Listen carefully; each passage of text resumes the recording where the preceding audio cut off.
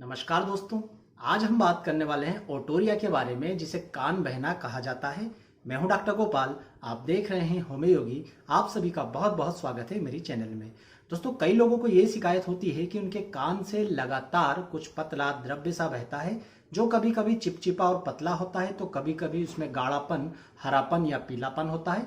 कभी कभी उसमें पस सा आता है, कान में दर्द बना रहता है और सुनाई देने में बहुत समस्या आती है।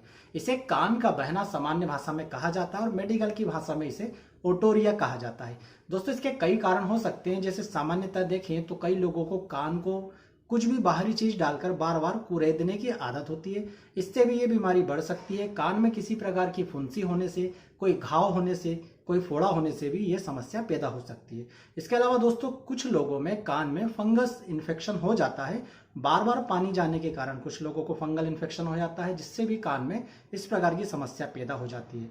दोस्तों, यदि माँ बच्चों को सही तरीके से दूध नहीं पिला रही है तो भी यह समस्या पैदा हो सकती है। इसके अलावा दोस्तों, कई लोगों में बहुत अधिक लंबे समय से सर्दी खांसी बनी रहती है। उनकी सर्दी सामान्यतः ठीक नहीं होती है, तो बार बार सर्दी होने के कारण भी कान में इन्फेक्शन होता है, जिसके फलस्वरूप कान से लगातार एक चिपचिपा पतला द्रव बहता रहता है।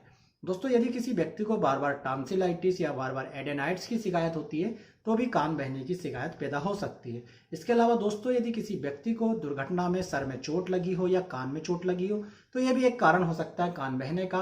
कान के पर्दे फटने के कारण भी कान बह सकते हैं और कान की हड्डियां सड़ने के कारण, गलने के कारण भी कान बहने की शिकायत पैदा हो सकती है। इसके अलावा दोस्तों, एक बहुत ही कॉमन सी चीज होती है कि जब ग्रामीण क्षेत्रों में किसी व्यक्ति को कान में कोई भी शिकायत होती है तो वहां पर लोग कान में किसी प्रकार का तेल डाल लेते हैं, जो कि एक बहुत ही हानिकारक प्रक्रिया है। तो इस प्रकार से तेल डालने से भी कान बहने की शिकायत पैदा हो सकती है। या किसी विषैले जीव ने कान के अंदर प्रवेश कर दिया हो, जिसमें कान में किसी भी प्रकार का इन्फ्लामेशन हो गया, तो भी कान बह सकता है। अब दोस्तों, यदि बात करें कि इसके क्या क्या लक्षण होते हैं कान बहने के, तो इसमें व्यक्ति के कान से हमेशा या रुक रुक कर कोई चिपचिपा पदार्थ निकलता रहता है। कभी यह लगातार निकलता है तो कभी कुछ दिन निकलता है, कुछ दिन रुक जाता है, फिर निकलने लगता है। कभी कभी यह पदार्थ चिपचिपा पतला पानी जैसा हो सकता है, तो कभी हरा या पीला पसयुक्त भी हो सकता है। इसके कारण दोस्तों, व्यक्ति के सुनने की क्षमता कम होती जाती है, उसे कम सुनाई देने लगता है। और देखें तो कान में कभी कभी कुछ लोगों को अजीब अजीब तरीके की आवाजें सुनाई देती है, जिसे मेडिकल की भाषा में टिनाइटस कहा जाता है।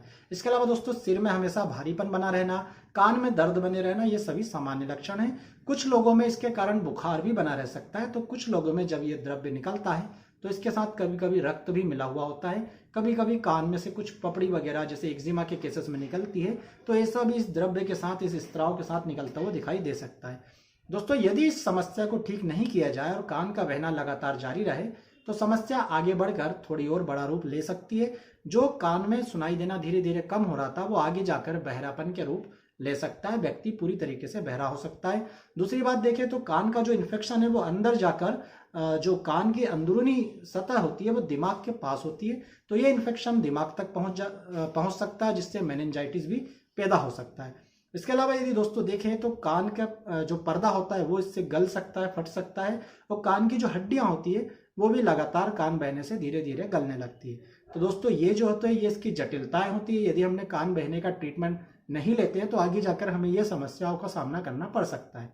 अब दोस्तों, यदि बात करते हैं ट्रीटमेंट की, तो सबसे पहले हमें कुछ सामान्य सावधानियां रखना चाहिए। जैसे सबसे पहली बात तो कान में कोशिश करें कि किसी भी माध्यम से पानी ना जाए। नहाते समय भी आप रुई या कुछ भी ऐसा चीज यूज कर सकते हैं जिससे कान में पानी ना भराए।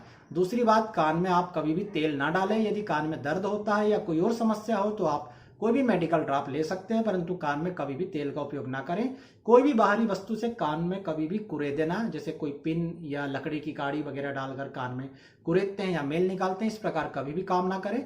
यदि कान में बहुत अधिक मेल जम गया है या कान को स्वच्छ करना है तो रुई के टुकड़े लें और रुई के टुकड़ों को बत्ती जैसा गोल घुमा के आप उसकी सहायता से कान को साफ कर सकते हैं, परंतु किसी भी स्थिति में कोई भी नुकीली चीज या लकड़ी के टुकड़े का उपयोग कान साफ करने में ना करें। अब यदि दोस्तों बात करते हैं मेडिकल ट्रीटमेंट की, तो सबसे पहली बात, एलोपैथी में इसके लिए एंटीबायोटिक दवाएं और ड्रॉप्स वगैरह दी जाती है, परंतु यदि होम्योपैथिक ट्रीटमेंट की बात करें तो कुछ बहुत ही अच्छी दवाएं होती है जो कान के बहने की समस्या को पूरी तरह से ठीक कर देती है। तो दोस्तों, सबसे पहली होम्योपैथिक दवा है पल्सीटिला, तो यदि कान से निकलने वाला स्त्राव जो है वो हरे या पीले कलर का होता है तो इसमें पल्सेटिला औषधि दी जाती है और ये कान बहने की बीमारी को पूरी तरह से ठीक कर देती है। दोस्तों दूसरी दवा होती है हिपरसल्फ। यदि कान में कोई घाव हो गया हो, कोई फोड़ा हो गया हो जिससे लगातार मवाद बह रहा हो, तो ऐसे मवाद को, ऐसे फोड़े को हिपरसल्फ 30 नामक औषधि की 2-2 बूंद सुबह दोपहर शाम कुछ समय तक देते हैं तो ये जो कान बहना है वो पूरी तरह से ठीक हो जाता है। इसके बाद दोस्तों अगली दवा होती है टेल्लुरियम 30। तो यदि कान से जो मवाद निकल रहा है वो चिपचिपा होता है, उससे बहुत अधिक दुर्गंध आती है और ये मवाद कान में जहां जहां भी लगता है वहां की त्वचा को छील देता है, उसकी पपड़ी सी बाहर निकाल देता है, वहां फफोले से उड़ जाते हैं। यदि इस प्रकार से कान बहने की शिकायत आपको है तो इसके लिए टेल्लुरियम 30 दवा बहुत ही अच्छी तरीके से असर करती है।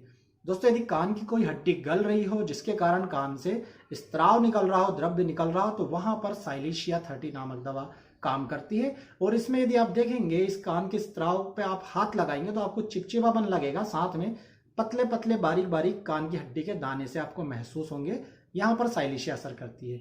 यदि द्रव्य बहुत अधिक चिपचिपा हो और हाथ में लगाने पर वहां पर चिपचिपापन महसूस हो रहा हो तो वहां पर ग्रेफाइटिस बहुत अच्छा असर करती है। और यदि कान का बहना बहुत अधिक समय से सर्दी खांसी के कारण, बार बार टांसिलाइटिस होने के कारण, एडेनाइट्स होने के कारण हो रहा हो तो वहां पर आपको कालीबाइक्रोमियम दवा लेना चाहिए।